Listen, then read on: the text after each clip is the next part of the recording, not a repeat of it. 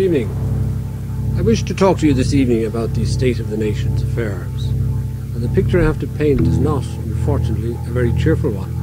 The Ireland that we dreamed of would be the home of a people who valued material wealth only as a basis for right living. I want to tell you something. Try it sometime when you have a couple of cars and 3 houses and 3 homes and a few housekeepers.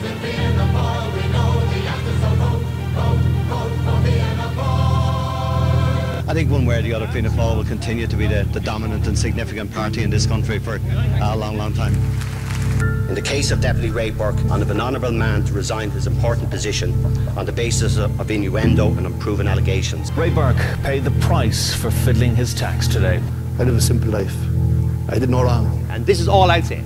I never asked or took money from anybody to do favours for anybody in my life. This side of the House anticipates that we'll be drinking loads of champagne after the summer next year. To see how a town could be brought to its knees. Is the fundamentals of the economy are still good. We're very fortunate, I suppose, in this country in many ways, that we have a good banking system. The Irish banks are so well capitalised that I am confident that they can absorb any loans. Cribbing and moaning is a lost opportunity.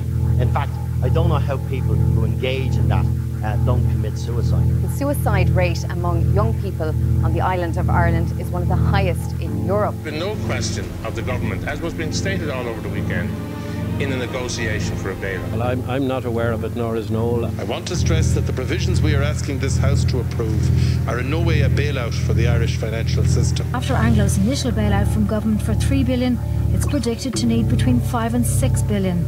You get them to write a big cheque, and they have to support their money, We are banjaxed. We are hobbled as a country. Mr. Fingleton, do you not have any sense of remorse about what's happened in Ireland? Sorry, do you mind asking you a few questions? No, I don't want to talk. Well, take, for example, the form called fraping, where you're raped on Facebook. We're facing what is potentially a nicer situation. I'm very much against seagulls. Water needs to be paid for. It costs it doesn't just fall out of the sky. What about sexting? Now, I heard recently that is a criminal offence. On last night's programme, we carried a report on the illicit hanging of caricatures of An Taoiseach in 2 Dublin galleries. RTE News would like to apologise. I'm going to stop that there because the idiots behind you are a bit of a distraction. Comments were made by a guest suggesting that the journalist and broadcaster John Waters, Breda O'Brien and some members of the Iona Institute are homophobic. These are not the views of RTE, and we would like to apologise for any upset or distress. So let's not change the message of marriage by redefining it. For the sake of our children. When cuts are needed, they start at the top, not with the blind or the disabled or the carers like the Fianna Fáil party. Frankfurt's way or Labour's way. We'll replace old government indifference with new government insight. Our manifesto has clearly set out that we are against water charges. All of the protesters that I have seen before seem to have extremely expensive phones. On the minimum wage of 35,000. So we'll get even next year. Not the church, not the state. Women must decide their fate.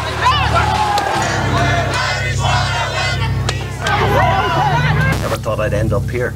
I did it! Good night! Thank you very much indeed.